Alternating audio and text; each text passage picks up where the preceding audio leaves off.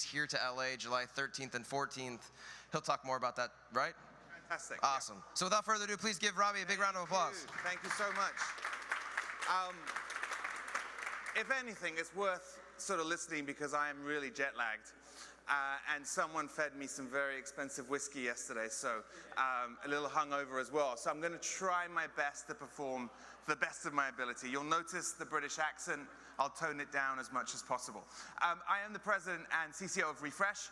We own and operate 3 pieces of premier and premium esports IP, Astralis, Origin, and the Blast Pro series. But we're going to get into a little bit more around that and give you a bit of a whistle-stop tour of the world of esports and the way that we see it potentially in Europe, maybe differing slightly from how you guys are considering it over the pond here in the US. My story started a while back, and you know, I'm not a native to gaming. I'm not a gamer per se, and I've always gone into the industry and business not knowing a whole lot about this specific space that we're in. So I kind of walked into mobile because mobile was really cool, and Google snapped that up, and that was fun.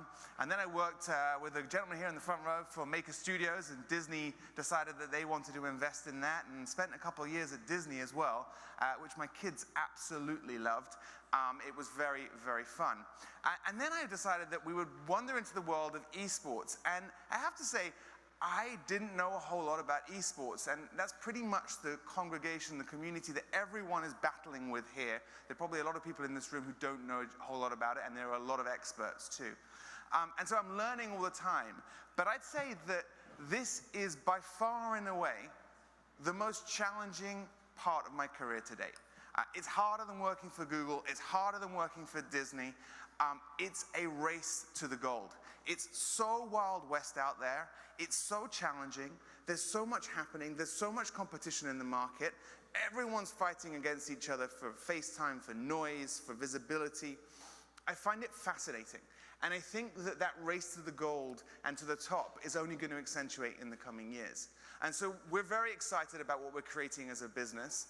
And I thought I'd just share with you a few snippets of how we're thinking about the world of esports and how we're building our business in Europe and how we're trying to make that essentially become a global entertainment and media company.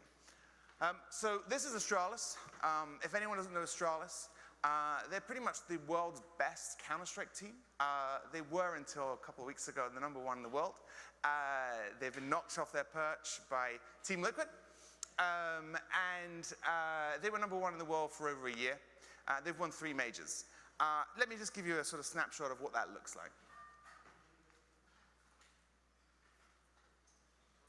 I get this sound.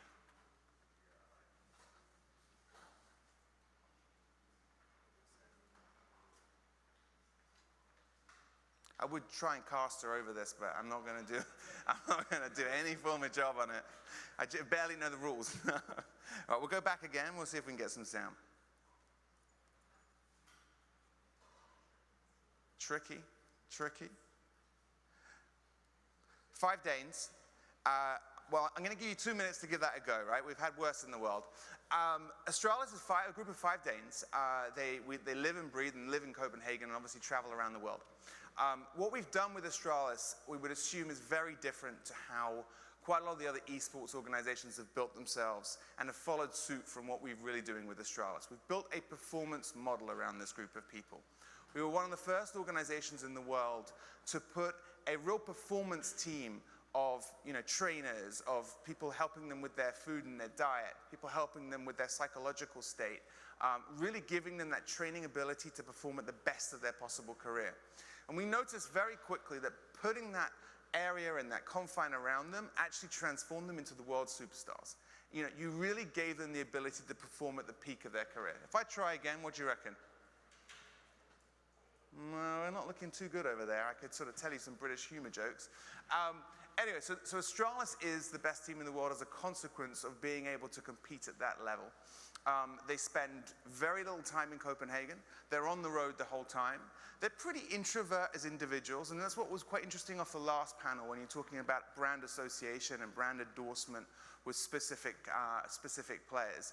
they really don't want to do media and press. They're very much about playing, and you've really got to get on a level with them where they understand that that's actually got an ability and it actually has an impact on them. So that's Astralis, and I'll let the video roll because I think it's interesting to see a little bit further along, the strength in their game. They've won 3 majors, and they were essentially the team that were considered to be the team that were choking. They were never able to win. It was a bit like Team Liquid, right? They were never able to get over the line. And then we transformed them. And we really worked hard to make them absolutely global superstars. So from my perspective, these guys are global athletes, they're global superstars, and they're performing at the best of their ability week in and week out, to the extent that now everybody wants to beat them. So that's Astralis, right?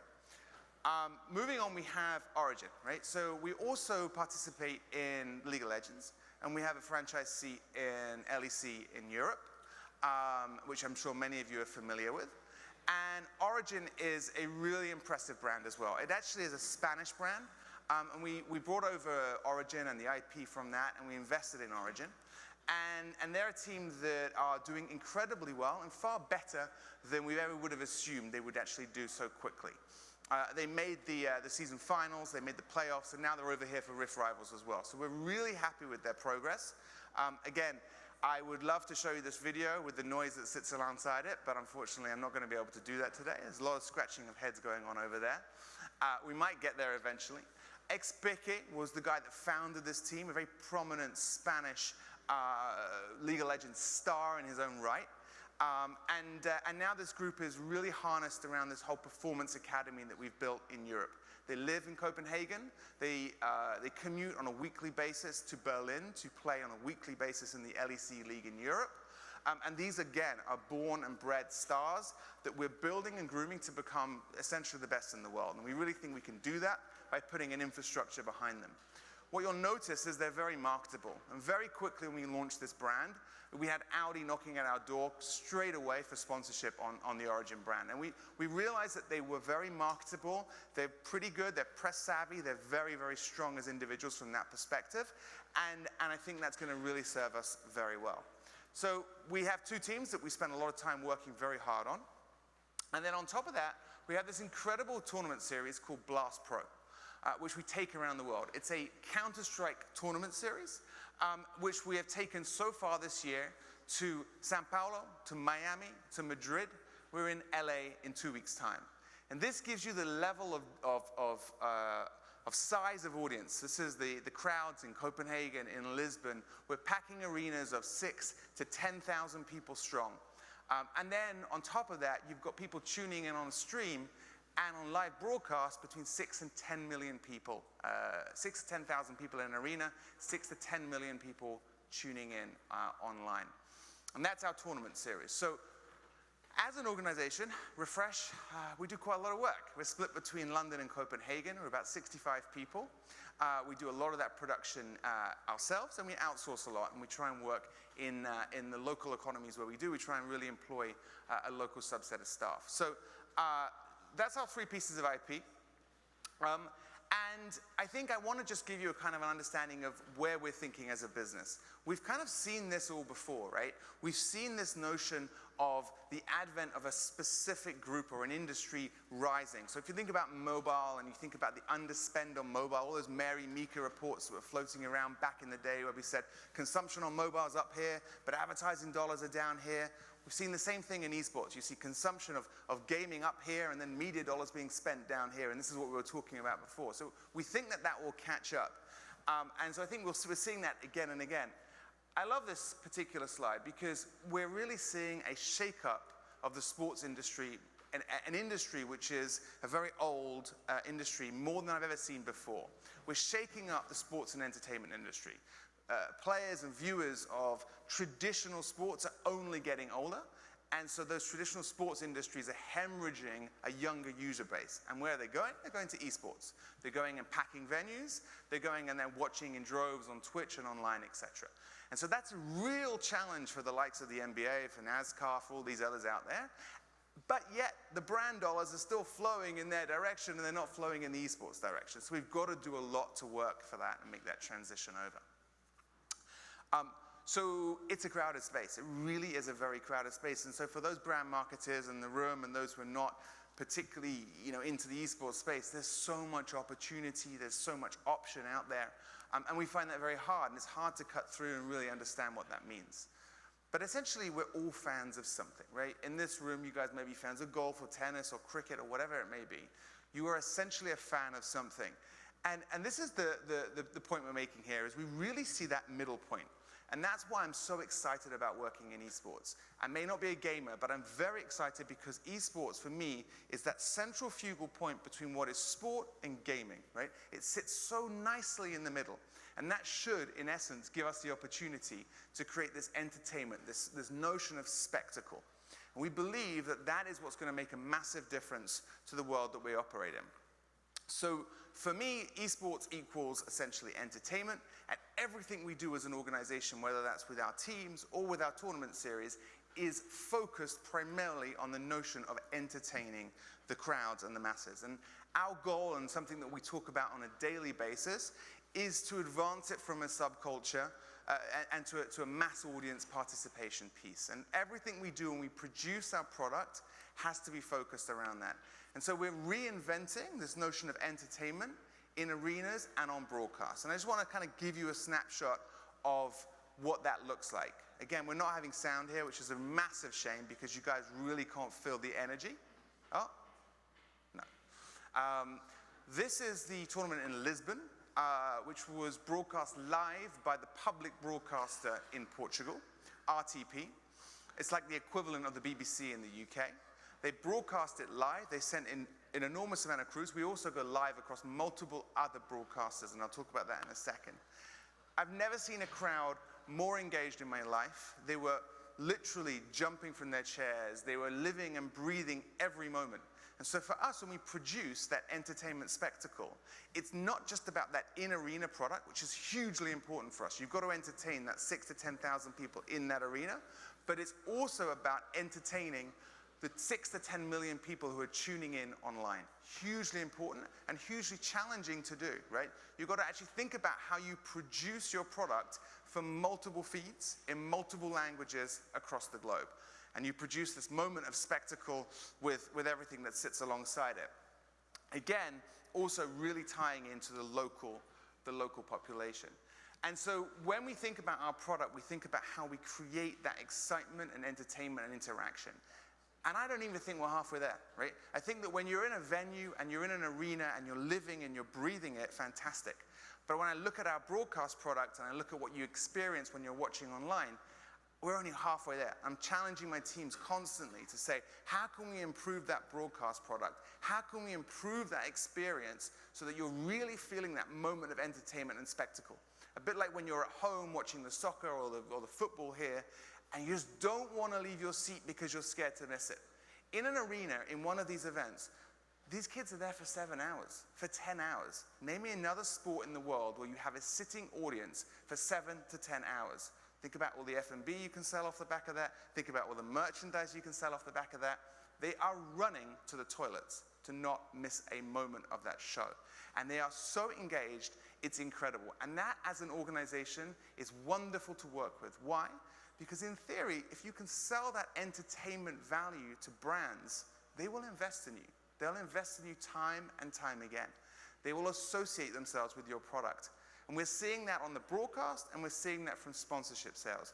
Not to the level that I desire, but we're getting there. And so for me, it's about that excitement, that energy. And we have a lot of challenges out there where we're in the press, we get a lot of people saying, well, you guys are shaking it up too much and making it too much of an entertainment product, and you're going away from what the core is all about. The reality is that if we want esports to become that mass audience product, that global phenomenon, and the brand dollars to follow, you have to create that entertainment spectacle. You have to create that engaging moment so that players don't want to miss it. Every time we announce another stop, so we just announced Moscow and Copenhagen this week as well. Every single time we get the Portuguese audiences say, when are you coming to Lisbon? When are you coming to? They're desperate for us to come back. And I think that's really important and shows the power of the brand. This, ladies and gentlemen, is Blast Pro front row here in LA. 2 weeks' time, you're all invited, okay? We took a big decision to come to LA off the back of being in Miami. We're absolutely committed to LA. We believe that this is the home of entertainment, right? You guys sit in the home of entertainment, and we completely changed up our product. So I stood in the stadium in Madrid and I said, this is fantastic. We can fill an arena, we can put 7,000, 10,000 people, we can produce in this way. What if we did something different? And what if we produced a format and a product in a completely different way? And so we've produced this product called Front Row. It's an immersive experience. You're engaged, you're absolutely sitting and you're inside that format. You have the ability to actually stand behind the players. We're giving the fans the ability to come on down and be part of the production. Understand how we're producing that feed. Understand how we're producing in multiple languages across the world. And that is very exciting from an entertainment spectacle. And so we want to make sure that translates on the broadcast as well. Snapshot on what we're looking at. And this isn't indifferent to some of the other competitors in this space, but I think where we differ is we've really focused on not just that online community, but public broadcasters as well. So whilst brands are totally engaged and committed to being part of investing in esports, the broadcasters are as well, right? They're turning around to us and saying, shit, we're hemorrhaging audience normally. How can we attract them back? And so we have really big deals with the likes of Precident in Germany, TV2 in Denmark, Globo in Brazil. And it's reaping massive rewards. They're retaining their audiences better than they ever had before. And it's translating in eyeballs. And those eyeballs translate in more brand dollars, et cetera, et cetera. So for us, the broadcast is key. The in-arena product, fantastic. The broadcast, even more important. But always with that notion of entertainment at the heart. And so, as an industry, we're having to solve these brand challenges like never before, right? With an engaged audience, you've really got to think about how you engage those advertisers. So there are thousands of brand partnerships already in existence, billions of dollars being spent. But you know what? We want that number to grow. We want a zero next to that too, right? $20 billion should be the figure that we're looking at as an industry. Because if you think about the audience and the engagement level, it's very much there. Traditional brands are obviously very much engaged. This is an example of some of the results that some of the brands are getting from just one tournament, right? Where do you get that elsewhere? Where would you get that level of result normally, right? That level of engagement, that level of media value from an investment that at this moment in time is actually quite small compared to what they would have to invest if they did the same thing during the Super Bowl, right? And that's very exciting.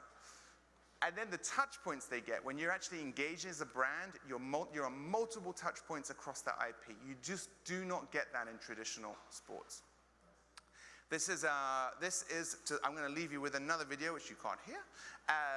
But essentially, this is a snapshot of HP Omen and their interaction with all three of our brands. HP Omen came along, and they said to us, we want to buy across Blast, we want to buy Astralis, and we want to buy Origin.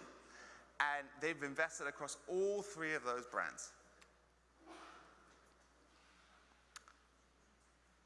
And that, ladies and gentlemen, is the conclusion of my presentation, which was a bit like doing a set from a silent movie, because you didn't hear it. I hope you enjoyed it. And I'm open for questions, because I think it's important that we have a chance to dialogue as well. Thank you very much.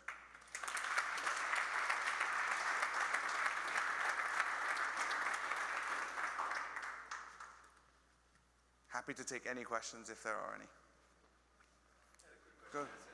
In the broadcast space, one of the things that we've been looking to do is try to pull celebrity endorsement, that's a traditional media endorsement, into this space to try to expand on that market. Have you had any success in doing that in Europe, or has there been any, like, I call it an invitational exhibition match, where you could have a traditional, celebrity, especially here in Los Angeles? Yeah, I mean, it's a great point. It's something that we're actually thinking about, bring in the traditional sports star, or broadcaster or caster, right?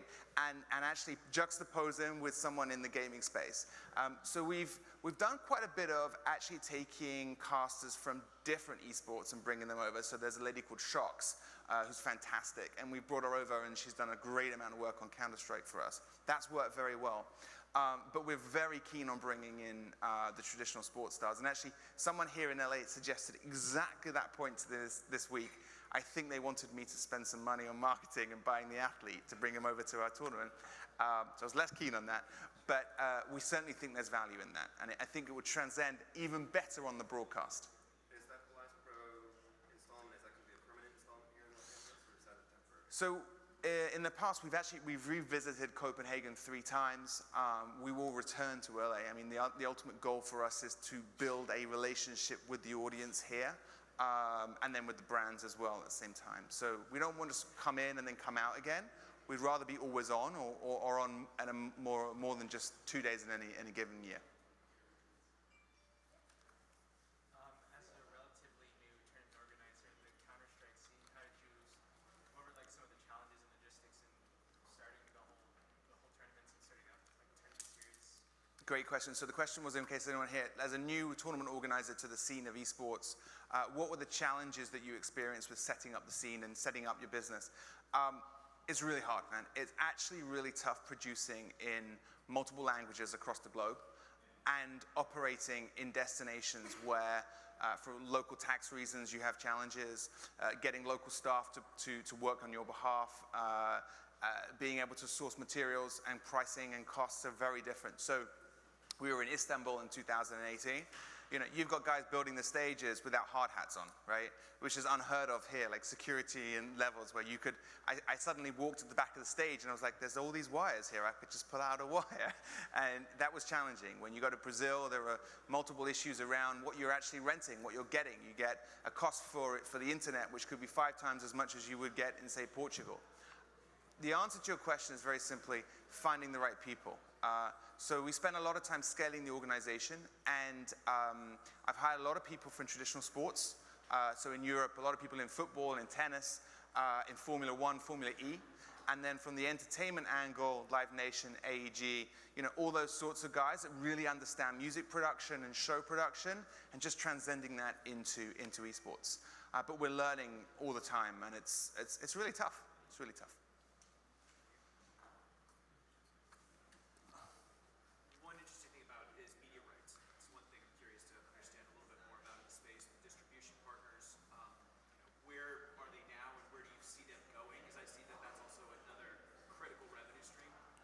Great, and actually that's a critical question for this industry. I think actually it's the most critical question, because I think the sponsorship dollars will follow. They will come, right? The audience is there, the sponsorship dollars will follow. The broadcast rights numbers today are challenged. Why? Because there's no scarcity, okay? So currently, if you want to watch a given team on a given weekend, you can tune in multiple weekends to get access to that team. Unless there's scarcity and you don't get the opportunity to see them on a weekly basis, the broadcasters are not going to pay you the top dollar to make it happen. That said, obviously Twitch have been quite aggressive in this space. YouTube delved and Facebook did as well. We'll see what happens with it going forwards there. The public broadcasters, or the private broadcasters in given markets, have also been quite aggressive with their desire to retain those audiences. So we see a big future in the broadcast revenue, and if you're looking at sort of predictions year on year over the next 3-4 years, I would see a pretty good hockey stick on the broadcast revenue coming in the direction of a given esport, depending on the audience, depending on what you're offering, right? We would hope that that would also transcend across the local leagues too, and not just the premium products. We done? Oh, we got noise? He can pick up an AK. This might not be over yet. There's no hit. They've got to go far. Simple the second one. They have to keep going. They've got to charge forward. He misses the jump.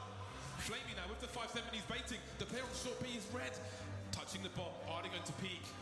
Holding it now. And there is it. It's just down to Flamey. It's not going to happen. Astralis! They never faltered. They did not relent.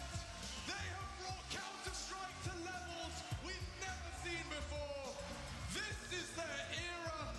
This is the team to beat, to be called the best. You'll face it, London Major champions. It's Astralis.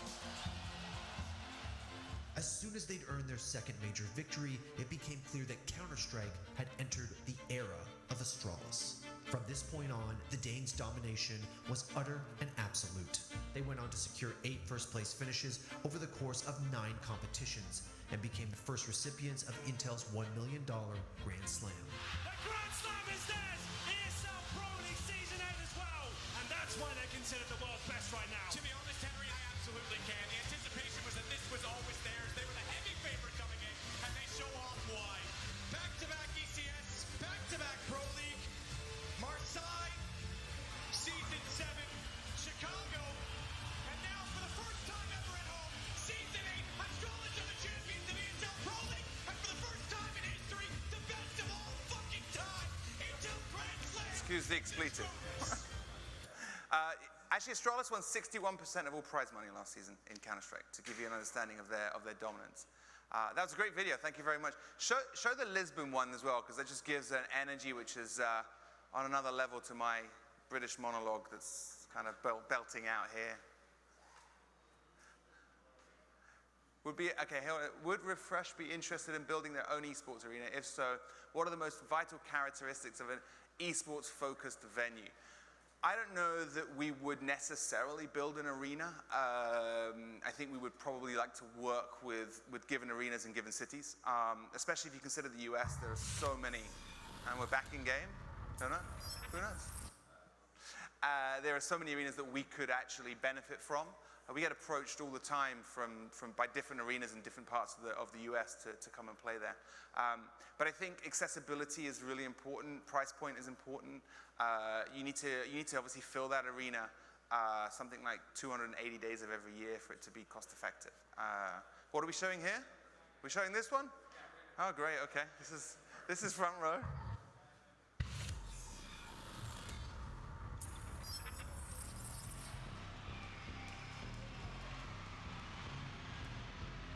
He's got the M4A1. He's got 20 bullets of track stop.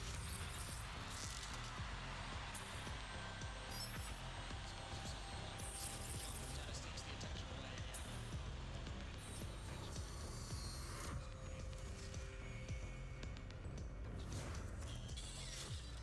There you go, number 2. We don't have to show the ball. I think we're good. Unless there's any other questions.